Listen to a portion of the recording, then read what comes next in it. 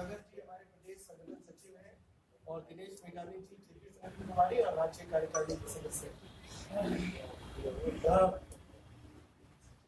आप आज आपको अभी चाबी कर रहे हैं।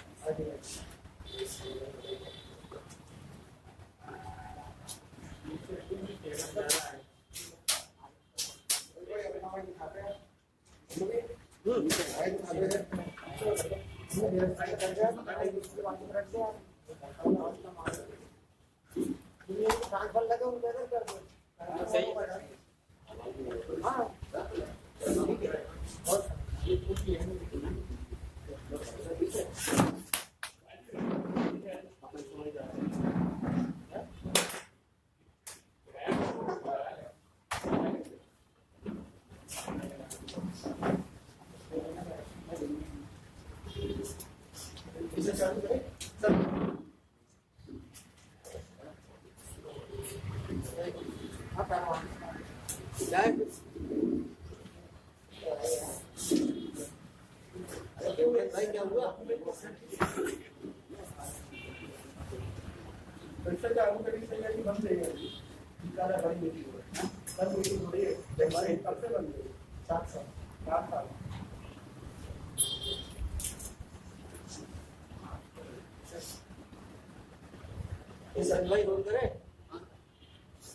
आज की पत्रकार वार्ता महेश्वर परियोजना के बारे में, और मेरा मानना है कि ये परियोजना इस देश का सबसे बड़ा खुला घोटाला, मतलब घोटाले होते हैं छुपे छुपे होते हैं, तो ये सबसे बड़ा खुला घोटाला है। मैं इसको अभी आपको समझा देता हूँ। पहले परियोजना के बारे में। परियोजना खरगोन जिले में बन रही है, नर्मदा नदी में बन रही है। 400 मेगावाट की ये परियोजना है, जिसमें 61 गाँव के करीब 60,000 लोग प्रभावित हो रहे हैं।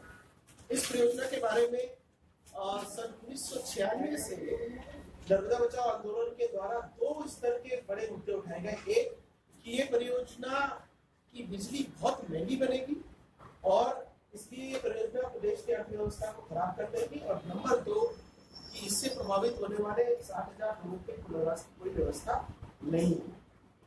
परियोजना पर तमाम वित्तीय अनियमितताएं होती रही और तमाम इस परियोजना की संपत्तियों को जब्त कर लिया गया एमपीएसआईडीसी द्वारा, क्योंकि उन्होंने बिल्कुल डिफॉल्ट किया था। बिल्कुल डिफॉल्ट होने के कारण परियोजना की संपत्तियां जब्त रही।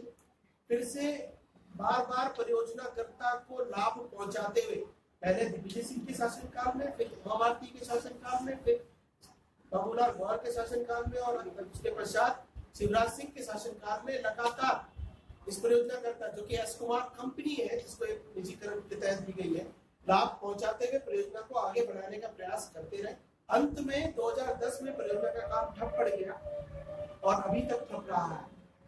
हाल ही में परियोजना में नए अधिकारियों की नियुक्ति हुई है और कल 31 तारीख को महेश्वर के बांध स्तर पर एक बड़ी बैठक होने जा रही है, जिसमें भोपाल से विद्युत मंडल के अधिकारी, दिल्ली के अधिकारी, तमाम वित्तीय संस्थाओं के कर्मचारी पहुंच रहे हैं और परियोजना को रिवाइव करने का प्रयास किया जा रहा है। इस परियोजना से मात्र 80 करोड़ यूनिट बिजली पैदा होगी। इस परियोजना की लागत करीब 6,500 करोड़ रुपया पहुंच चुकी है। इससे बनने वाली बिजली की कीमत करीब 20 रुपये यूनिट आएगी। मध्य प्रदेश में अभी विद्युत कंपनियों ने जो याचिका लगाई, उस याचिका में उन्होंने कहा था कि हमारे पास 2300 करोड़ यूनिट अतिरिक्त उपलब्ध है, जिसको वो 2300 करोड़ यूनिट अतिरिक्त उपलब्ध है, जिसको वो 2 रुपए 23,000 लिखा गया है, 23,000 करोड़ यूनिट बिजली। 2300, सॉरी गलत है, 2300 लिख लीजिएगा, 2300 कर दीजिए, चेक कर लेते हैं। 2300 crore unit, 23,000 million unit, actually 23,000 million unit होता है, 2300 करोड़ होता है। 2300 करोड़ यूनिट उपलब्ध है, अतिरिक्त उपलब्ध है। तो खर्चे के बाद मतलब कुल हमारे पास उपलब्ध है 8,500 करोड़ यूनिट, जिसमें 6,200 करोड़ यूनिट की खपत है और हमारे पास अतिरिक्त उपलब्ध है, जिसको मध्य प्रदेश की बिजली कंपनियां ₹2.45 यूनिट पे बेचना चाहती है अन्य राज्यों में। अब आप एक ऐसी परियोजना ला रहे हैं जिससे केवल 80 करोड़ यूनिट, समझ रहे हैं, और वो भी ₹20 यूनिट पे मिलेगा, वो बनाना चाहते हैं। अब होगा क्या? होगा ये कि आप बिजली तो खरीदेंगे नहीं इस परियोजना से, इतनी मैंने बिजली क्यों खरीदेंगे? पर अब इसके साथ जो समझौता हुआ है वो ये कहता है कि बिजली बने या ना बने, बिके या ना बिके, करीब करीब 1200 करोड़ रुपए प्रति वर्ष आपको 35 साल तक देते रहने पड़ेंगे। 1200 करोड़ गुना 35, 42,000 करोड़ रुपया आपकी हमारी जेब से ये परियोजना निकल के ले जाए। अब मजे की बात देखिए, जो मैं कह रहा था कि सबसे बड़ा खुला घोटाला, इसको आप अगर देखें तो इस परियोजना के लिए एस्क्रो अकाउंट, एस्क्रो गारंटी हमने दे दी। एस्क्रो गारंटी क्या होती है? हम जो विद्युत मंडल के रेवेन्यू अकाउंट ऑफिसेस होते हैं, एक एक रीजन पे हम रेवेन्यू अकाउंट ऑफिसेस होते हैं, इस परियोजना के साथ 2 रेवेन्यू अकाउंट ऑफिसेस को अटैच कर दिया गया। इसका मतलब यह है कि उन ऑफिसेस में जो रेवेन्यू आएगा उसका पहला अधिकार इस परियोजना कर्ता को होगा। उसका मतलब यह है कि भले ही विद्युत मंडल के कर्मचारियों को तनख्वाह ना मिले, पर परियोजना कर्ता को पैसा दिया जाएगा। और मजे की बात यह है कि इस परियोजना से आज तक एक भी यूनिट पैदा नहीं हुई है, परियोजना पूरी भी नहीं हुई है, पर 100 करोड़ रुपए एस्क्रो अकाउंट से हमने परियोजना के लिए पहले ही दे दिए हैं। तो 100 करोड़ हम ऑलरेडी दे चुके हैं, एक भी नहीं पैदा किया, और ये 100 करोड़ हमारा आपका बिजली के बिलों से दिया हुआ पैसा है विद्युत मंडल का। मजे की बात है कि 5 सीएजी रिपोर्ट, सर एक सीएजी रिपोर्ट हो तो बात है, 2 हो तो बात है, 3 हो तो बात है, 4 हो, 5 सीएजी रिपोर्ट सबको मैंने आपको दिया है। 1998 की सीएजी रिपोर्ट ये कहती है कि साहब ये परियोजना पहले सरकार के पास है, इसको फिर एस कुमार को दिया गया। जब एस कुमार को दिया गया तो सरकार खर्चा कर चुकी थी। जब एग्रीमेंट हुआ था, यह था कि जो सरकार ने खर्चा किया है वो एस कुमार को एनबीडीए को वापस करना, वो पैसा वापस दे। सन 2000 की रिपोर्ट फिर से कहती है कि पेंच और महेश्वर परियोजना पे जो बाकी था पैसा वो वापस नहीं किया। सन 2000 की रिपोर्ट एक और बात कहती है कि मध्य प्रदेश औद्योगिक विकास निगम एमपीएसआईडीसी, आपने सुना होगा एमपीएसआईडीसी घोटाले के बारे में, जो बहुत बड़ा आईसीटी घोटाला हुआ जिसमें मोदी से लेके सब फंसे थे, अब छूट गए। उसमें मध्य प्रदेश औद्योगिक विकास निगम 3 करोड़ रुपए से ज्यादा पैसा नहीं दे सकता था बिना प्रायर गवर्नमेंट की परमिशन। महेश्वर परियोजना कर्ता को एस कुमार को 45 करोड़ रुपए, उसके बाद और देते गए। बिल्कुल डिफॉल्टर थे। इन्होंने इकोनॉमिक टाइम्स में ये विज्ञापन निकाला कि ये बिल्कुल डिफॉल्टर वो होता है जिसकी बैलेंस शीट पे प्रॉफिट दिखता है और फिर भी वो पैसा नहीं दे सकता। 2000 की सीएजी की रिपोर्ट ने कहा ये गलत पैसा। फिर 2003 की सीएजी रिपोर्ट एक और है। 2003 की सीएजी रिपोर्ट ने ये कहा कि पावर फाइनेंस कॉर्पोरेशन जो इस परियोजना को पैसा दे रही थी, पावर फाइनेंस कॉर्पोरेशन के बोर्ड ने यह निर्णय लिया कि इस परियोजना कर्ता को तब तक पैसा नहीं दिया जाएगा जब तक कि ये अपनी इक्विटी नहीं लाता, अपनी पूंजी नहीं लाता। इस निर्णय के बावजूद पावर फाइनेंस कॉर्पोरेशन ने 100 करोड़ रुपए दिए। बोर्ड निर्णय ये ले रहा है कि पैसा नहीं दिया जाएगा, बाबूजी 100 करोड़ रुपया हमारा आपका जो पैसा है वो दीजिए। इसके बाद 2005 में फिर एक रिपोर्ट आई कि इनके ऊपर जो बकाया था, देखिए आईसीबी घोटाले में जितना कुछ महेश्वर को दिया गया उस पर तो एक प्रेस कॉन्फ्रेंस पूरी अलग हो सकती, पर 2005 की सीएजी की एक और रिपोर्ट आई कि इनके ऊपर जो बकाया था उसको कम कर दिया गया 25 करोड़ रुपए, और एक ओटीएस किया गया, वन टाइम सेटलमेंट किया गया, और वन टाइम सेटलमेंट में 25 करोड़ की छूट दी गई, और फिर वन टाइम सेटलमेंट को इन्होंने ऑनर नहीं किया, तो हमारा आपका 25 करोड़ रुपया बर्बाद हुआ। फिर 2014 की एक और रिपोर्ट आई थी जिसमें वो कहती है कि बार बार डिफॉल्ट करने के बावजूद क्यों परियोजना कर्ता का पावर परचेज एग्रीमेंट रद्द नहीं किया जा रहा। सर 5 सीएजी रिपोर्ट, और कोई कार्रवाई नहीं हो रही है। परियोजना को भटकाने का प्रयास किया जा रहा है।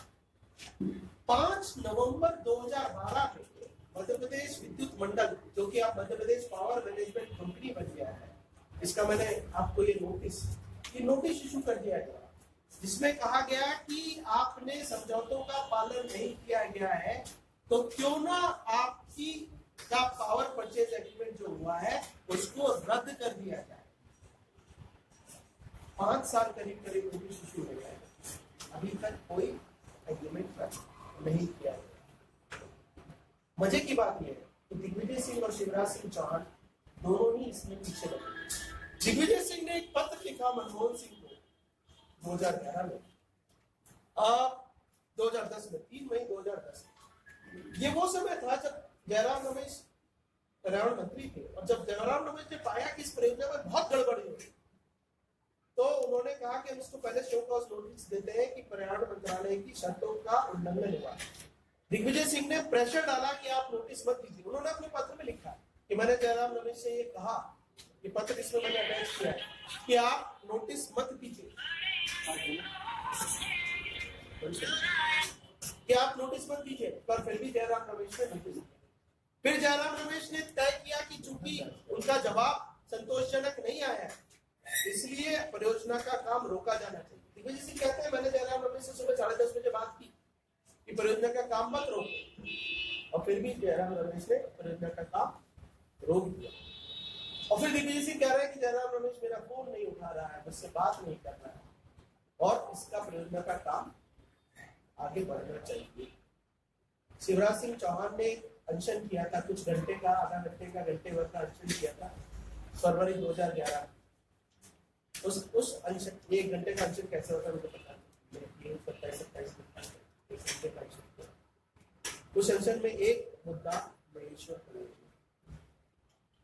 हम ये जानना चाहते हैं कि प्रदेश की 8 करोड़ जनता के ऊपर एक महेश्वर परियोजना करता कैसे हो।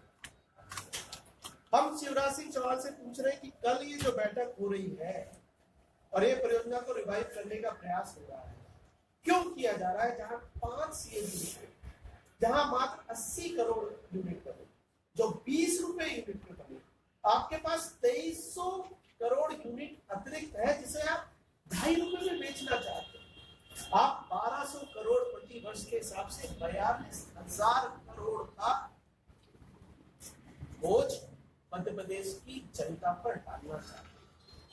हमारा कहना है कि ये जनता के पैसे की खुली, यस कुमार जैसी कंपनियों को फायदा देने की खुली भूख है।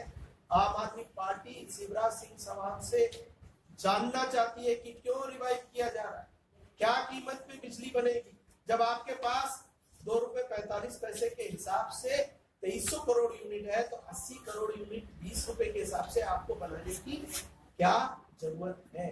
और शिवराज सिंह चौहान को चेतावनी भी दे जाते हैं, ये जो आपके पहले 50,000 करोड़ का, अब ये 42,000 करोड़ का घोटाला है, ये आप जनता सहेगी नहीं। आम आदमी पार्टी जनता तक जाएगी और सड़कों पर संघर्ष के माध्यम से इस घोटाले को बेनकाब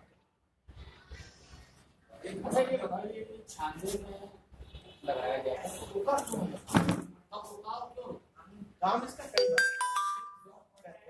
पहले काम रुका सिर्फ 2000 में। इन्होंने मध्य प्रदेश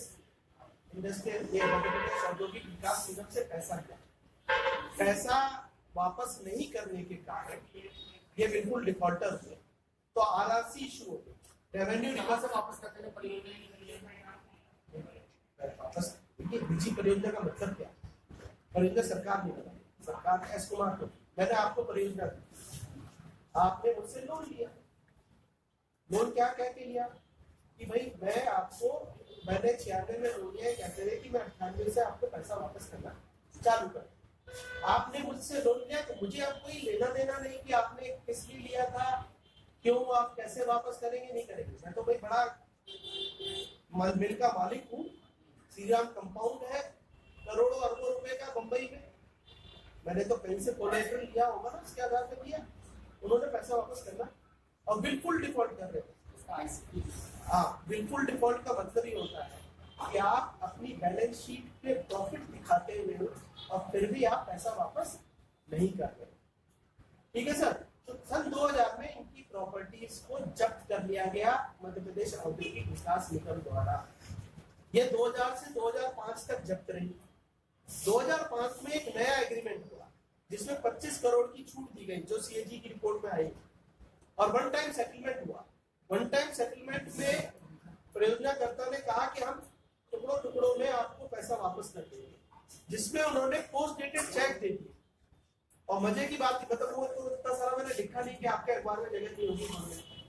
मजे की बात है कि पोस्ट डेटेड चेक देने के बाद उन्होंने वो सारे बैंक अकाउंट बंद कर दिए, वो सारे के सारे चेक बाउंस हो गए। फिर एमपीएसआईडीसी ने उनके खिलाफ कोर्ट में परिवाद लगाया चेक बाउंसिंग के खिलाफ, तो इसलिए ये बंद रहा। फिर बांध का काम थोड़ा चालू हुआ। चालू होने के बाद फिर वो पैसा नहीं इकट्ठा कर पा रहे थे, बार बार डिफॉल्ट कर रहे थे। 2010 में जब पर्यावरण मंत्रालय ने देखा कि पुनर्वास बिल्कुल भी नहीं हुआ और पर्यावरण मंत्रालय की जो शर्तें हैं उसका उल्लंघन हुआ है, भाई 60,000 लोग थे जिसका उनकी पुनर्वास योजना बनी, कोई पुनर्वास योजना नहीं, पैसे की व्यवस्था कुछ नहीं। तो पर्यावरण मंत्रालय ने उनको शो कॉज नोटिस दिया कि भाई क्यों ना आपकी परियोजना हम रोक दें। जो शो कॉज नोटिस का जवाब आया उसमें भी कोई योजना नहीं बता पाए। तो अंत में अप्रैल 2010 में जयराम रमेश ने बांध का काम रोक दिया। बांध का काम रोकने के बाद फिर दिग्विजय सिंह और शिवराज सिंह, सारे सिंह टूट पड़े थे। वो बेचारे लड़ते लड़ते लड़ते उन्होंने 5 मई 2011 को फिर से बांध का काम चालू करने का आदेश दिया। और बहुत मजे की बात यह है कि उसने आदेश में उन्होंने लिखा कि मैं मजबूर हूं इसका काम करने के लिए। वो मैंने इसकी प्रेस में दिखा दिया। और उसी शाम को जयराम रमेश ने जाकर एक कॉन्फ्रेंस में कहा कि मुझे गैर कानूनी मंजूरियां देने के लिए दबाव बनाया जाए। इसके साथ ये 2011 की बात। 2011 के बाद पैसे की कोई व्यवस्था कर नहीं पाए, घोटालेबाज रहे, इसलिए बात खत्म हो गया। 2011 से बंद पड़ा है, कब पड़ा है? वैसे ही तो अब कैसे शुरू हुआ? इनसे पूछे। नहीं, आप कल है तो बड़ी मीटिंग हो रही है वेबसाइट तो आप कैसे शुरू करेंगे? पैसा तो करेंगे, हमारा पैसा लगाएंगे, सरकार पैसा लगाएगी, पीएफसी लगा रही है, सुनने में आया कहीं लग गया आपका अंदेशा है कि दोबारा काम शुरू कर दें। हाँ, 3 अधिकारियों को नियुक्त किया जा चुका है उनके द्वारा। 5 साल काम नहीं हुआ, 11 से बिल्कुल मैं बता रहा हूँ अभी नए डेवलपमेंट्स क्या है। 3 अधिकारी नियुक्त हो गए। एक नाम दे सकता हूँ आप, चलिए। पीसी पंकज है जो सीईओ है, पीसी पंकज सीईओ है। एक जयंत जोशी है जनरल मैनेजर R&R। एक मिस्टर वाजपेयी है मेंबर फाइनेंस। 3 की नियुक्ति हो चुकी है। कल एक बड़ी बैठक हो रही है जिसमें प्रदेश के ऊर्जा मंत्रालय के लोग जा रहे हैं, इसमें एलपीडी के लोग जा रहे हैं, जिसमें पावर फाइनेंस कॉर्पोरेशन और सारे फाइनेंशियल इंस्टीट्यूशंस के लोग। हम कह रहे हैं सर ये ऐसे प्रोजेक्ट है, बड़े से बड़ा इंजीनियर कहता है कि इससे कचरा प्रोजेक्ट कर दीजिए, क्यों रिवाइव किया। और हम कह रहे हैं कि कब तक घोटाले चलते रहेंगे, ये निजी कंपनियों के साथ बैठ के प्रदेश की जनता को लूटा जाता है। आपका पैसे देने के लिए काम करो, पैसे दो। हाँ, ये बैठक ये तैयार हुई कि कैसे अब इस काम को हम चालू करेंगे, कैसे पैसा लाया जाएगा और कैसे काम को चालू किया जाएगा। अभी अंदेशा है, अंदेशा नहीं, सब मैं बता रहा हूँ। बैठक नहीं, पिछले दिनों में कुछ उन्होंने पेमेंट कर दी थी जो बकाया है। सिक्योरिटी बैंक से गायब हो गई थी, सिक्योरिटी वापस आ गई थी। तो ये सारी चीजें हो रही है, डैम की सफाई हो रही है, ये हो रहा है। तो इसलिए ये तो बिल्कुल तैयार है। और आप सब जवाब मांगे ना, हम पब्लिक के बीच में खड़े होकर चिल्ला रहे हैं, वो कहते हैं सर ये सब झूठ बोल रहे हैं आम आदमी पार्टी वाले, ये तो ऐसे आरोप लगाते रहते हैं, हम तो चालू नहीं कर रहे हैं, ये बोलते हैं। क्या कहे कि हम चालू कर रहे हैं पर 2 रुपए 45 पैसे पे ही बनाएंगे बिजली। हमारा ऐसा कोई समझौता नहीं है कि प्रदेश की जनता कुछ तो बोले सर। हमने 50,000 करोड़ का आरोप लगाया, डंडे खाए, सब कुछ किया, पर कुछ तो बोले। ये नर्मदा मैया की जय करने से प्रदेश की जनता का पेट पार्टी क्या चाहती है? घोटाले बंद हो सर। क्या हुआ? ये परियोजना तो 2 मिनट में रद्द की जानी चाहिए सर, इसके पीछे कुछ नहीं है। इसको परियोजना को तत्काल रद्द किया जाना चाहिए। और हम चाहते हैं कि शिवराज सिंह ये जवाब तो दें कि इनका विशेष प्रेम क्यों है इससे। दिग्विजय सिंह, शिवराज सिंह, सबका प्रेम क्यों है इस परियोजना? पैसा कुछ नहीं देना सर। ये जो मैंने नोटिस लगाया है ये देखते हैं आप सर, ये वाला नोटिस नहीं, ये जो नोटिस है ये पीपीए टर्मिनेशन का नोटिस है। ये नोटिस 5/11/2012 का नोटिस है। इसी पे काम करके मैं इनके एमडी से जाके बोला है, वो भी मेरे आईआईटी के साथी थे पुराने, क्यों मर रहे हो उसके अंदर, इसको जाकर टर्मिनेट करवा दो। सब कहते हैं कि सर बर्बाद कर देगी पावर जनरेशन का, पावर मैनेजमेंट कंपनी।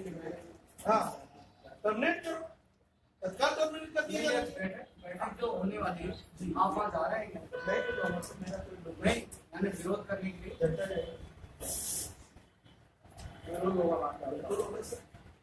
हम तो पूरे प्रदेश में विरोध करेंगे। एक 50,000 करोड़ का घोटाला अभी 42,000 का है, आने वाले समय में आपको और बड़े बड़े बैठक प्रदर्शन करने बिल्कुल करेंगे। अब वो कैंसिल करते उसके कारण तो आपको तो बता दिया सब खुली लूट चल रही है इस प्रदेश में। दो चीजें आप कह रहे हैं कि उसमें काम शुरू नहीं हुआ, अधूरा काम पड़ा है, जिसकी पैदा की गई है 100 करोड़ रुपए। आप अगर ये परियोजना रद्द होती है तो पैसा और जाना पड़ेगा और वो क्या बात कर रहे हैं? एस्क्रो गारंटी है इसका, तो ऐसे समय समय पर देना पड़ेगा क्या? एस्क्रो गारंटी है, 100 करोड़ रुपया दे दिया था, इनको देके जाना था, कितना देना था?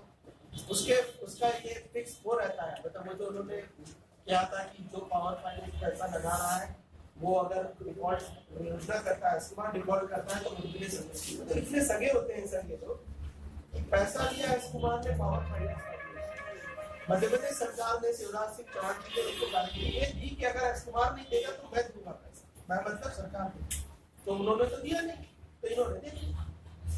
सर आप किसी इंजीनियर से जाकर इसके बारे में आपके जो भी करस्पॉन्डेंट को सीधे ना देके उनका लोन देने ये चुका है, पूछ लीजिए जरा भी कुछ मतलब अगर ये बंद होती है तो इन्होंने जितना लोन लिया है कंपनी से वो सब इनको चुकाना पड़ेगा गारंटी।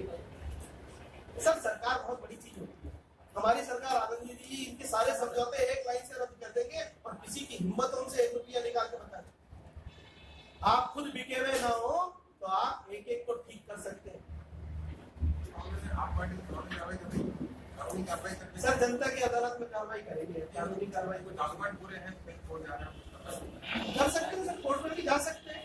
जनता की अदालत की सबसे बड़ी अदालत, वो सोचे विचार करें, कोर्ट में जाने का विचार करें। अगर इन्होंने 25 साल का एमओयू है, 35 साल का विधानसभा में आया था पीपीए पावर परचेज 35 साल किया तो ये नहीं तो वहां से शुरू होगा जिसके विधानसभा तो सरकार सर इससे बड़ा वो कब तक 35 साल होंगे?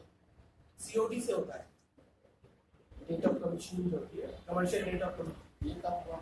अभी वही कोई तो लिखा है। ऐसा छोड़ दो, अरे सर मजे की बात तो यही है ना कि एस्क्रो गारंटी की तरह तो आपने देना चालू कर दिया, पर दूसरा होता है सीओडी से, कमर्शियल डेट ऑफ कमीशनिंग से होता है। ये जो नोटिस है इसमें ये तो लिखा है कि आप सीओडी अचीव नहीं कर पाए हैं, इसलिए हम आपका क्यों ना पीपीए रद्द कर दें, तो आप तो 2 मिनट में रद्द कर सकते। सर इतना इन्होंने इतना डेडलाइंस को क्रॉस नहीं किया, उल्लंघन किया है, तो हमेशा पूरा का पूरा करें। और सर मैं ये कहना चाहता हूँ, मेरा आप लोगों से प्रेस के साथियों से विनम्र अनुरोध है कि सर शिवराज सिंह कभी तो पकड़ में आपने चुनाया सर, कभी तो उनसे पूछिए कि ये जनता की लूट हो रही है सर, कुछ तो बताइए, कुछ तो बोलिए, हमें झूठा ही बोल दीजिए, हमें बता दीजिए। हम तो चुनौती देते हैं कि शिवराज सिंह चौहान या उनका कोई मिनिस्टर आके जरा खुली बहस कर ले हमसे बिजली के मुद्दे। लेकिन सरकार कहती है कि हम नहीं देंगे तो इन्वेस्टमेंट कैसे आएगा? तो इन्वेस्टमेंट के लिए हमने गारंटी दी। किस कैसा इन्वेस्टमेंट चाहिए आपको? 20 रुपये तो आप बोलो ना 20 रुपए वो बताते सर 2 रुपये। अरे वो बताते क्या हुआ है? अरे सर तो तय तो कुछ तो होगा ना, क्या तय? कल बेटा मूवी उसके बाद तय होगा। पूछ लीजिए। 20 रुपए यूनिट के हिसाब से तो आपने लगा के 35 साल से नहीं कर दिया है, तो मैंने कहा कि 35 साल से 1200 करोड़ देनी पड़ेगी, क्योंकि देखिए आपके पास 2300 करोड़ यूनिट उपलब्ध है सरप्लस। 2 रुपए 35 भविष्य में जब आपकी सरकार आएगी तो जो भी शांति होगी, लोग लगेंगे तो सर सस्ती आजकल तो ओपन मार्केट में 3 रुपए में मिल रही है सर, 2.5 रुपए में ओपन मार्केट में मिल रही है। हम तो आप क्या कर रहे हैं, ओपन मार्केट में सरप्लस एनटीपीसी की सस्ती सेंट्रल ग्रेड से 2.5 रुपए में मिल रही है। हमको इसमें नहीं ये टाइम जो रिवार्ड की 20 रुपए की खरीदेगी सर, मैं आपसे यही तो बिना अनुरोध कर रहा हूँ शिवराज सिंह चौहान से, क्या मैंने तो कैलकुलेट करके बता दिया 20 रुपए। वो कहते हैं कि ये आम आदमी पार्टी मेरे झूठे लोग, वो बताएं कितने रुपए। सर मैं आपको मिनट्स दिखा देता हूँ, मेरे डॉक्यूमेंट्स इसमें 10 रुपए यूनिट का तो दिखा देता मिनट्स, 10 रुपए यूनिट का दिखा देता हूँ। इसकी रेट 10 रुपए पड़ेगी, ये मैं दिखा देता हूँ। 10 रुपए पहले की कॉस्ट पे है, वो 4000 की कॉस्ट पे 10 रुपए पड़ेगी, वो मिनट्स आपको दिखा देता हूँ। समय का होगा अरे सर 12 है सर, सब कुछ है। ये मिनट्स है पावर मिनिस्ट्री 9 रुपए 4000 करोड़ से 9 रुपीज पर यूनिट। अब इसकी होगी कीमत 6,500, तो ये पहुंचेगी 18 से। जो मैं बोल रहा हूँ, मैं खुद भी इंजीनियर हूँ वैसे, पर मैं ये कैलकुलेशन कर, इसलिए मैं कह रहा हूँ कि ओपन कितने में बने।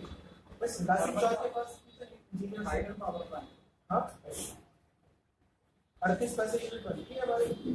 बाण सागर, बरगी, गांधी सागर, इनके 38 पैसे यूनिट बनती है, उनको बंद करके रखा हुआ है सर।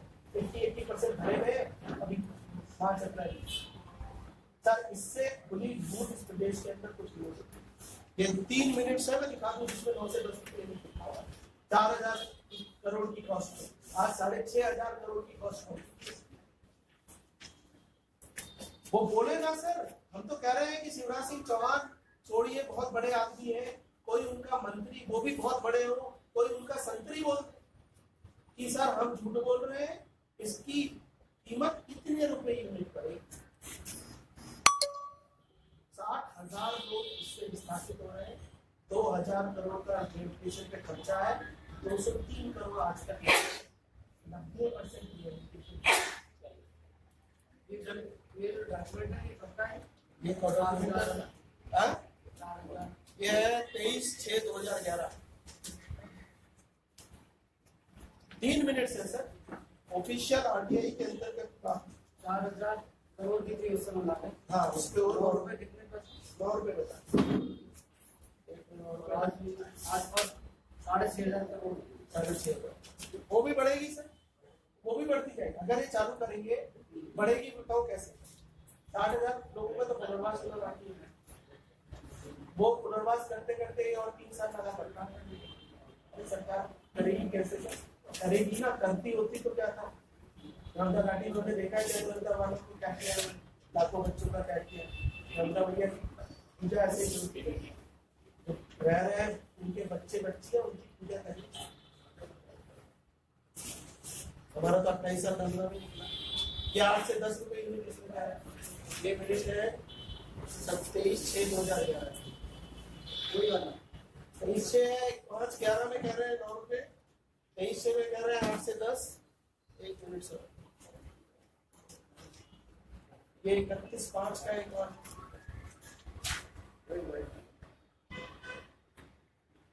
8 to 9